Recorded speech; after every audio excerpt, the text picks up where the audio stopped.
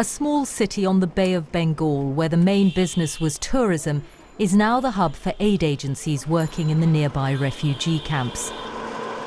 But alongside the shop fronts, the beachside bars and the hotels of Cox's Bazar, there's an open secret. After hearing repeated stories about children trafficked into prostitution, we went in search of the evidence.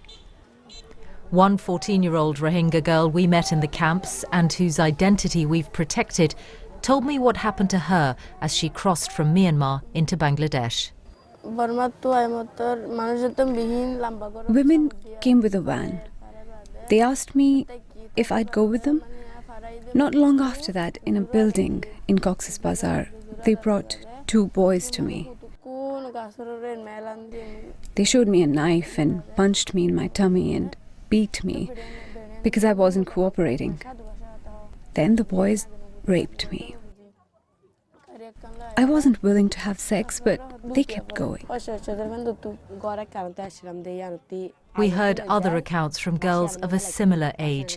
A 13-year-old told me she was lured out of the camp by a woman from within the Rohingya community, offering her work.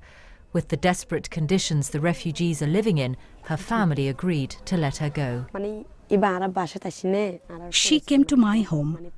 We know her. She said, "You are not being fed properly. Come with me to Cox's Bazar. I will give you a job."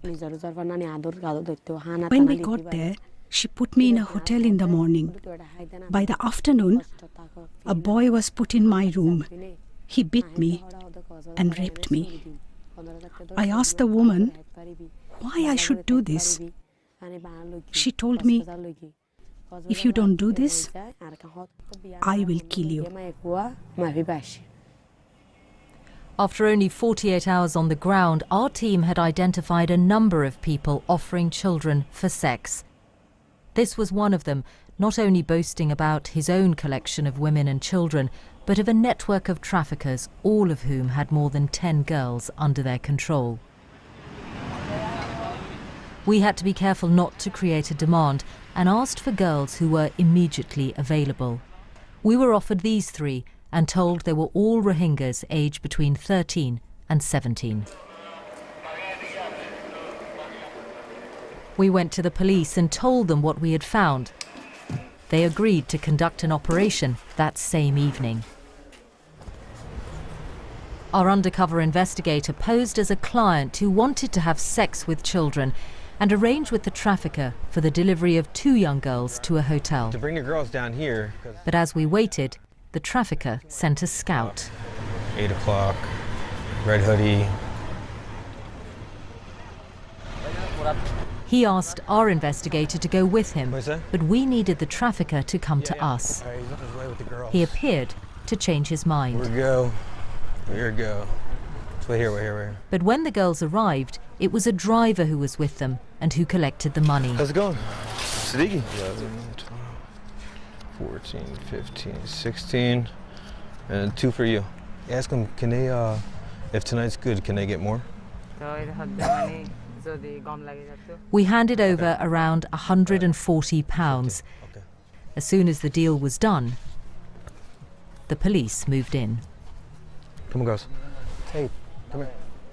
The girls were 2 of those we'd seen in the photograph. Come on. Hey. As they were taken aside and into safety, they told us they were 15 and 21 and that their families depended on the money they made from sex work. What the 2 girls told me here tonight reveals so much about how they and others like them get trapped in the sex industry in Cox's Bazar. They've never been to school and have no idea how they would support themselves without this work. And with the arrival of so many refugees in the nearby camps, there are even more vulnerable young people for the traffickers to prey upon. Childcare professionals and trafficking experts helped us to arrange care for the girls afterwards. The younger one went into the care of social services, but the 21-year-old refused. We handed over all the information we had to the police. But the trafficker is still at large, part of an established network that puts children into sex work here and, as our investigation found, also sends them further afield to India and Nepal. Now the presence of a large refugee population, including many unaccompanied children, is providing easy pickings for the traffickers and another danger for the Rohingya people. Mishal Hussain, BBC News, Bangladesh.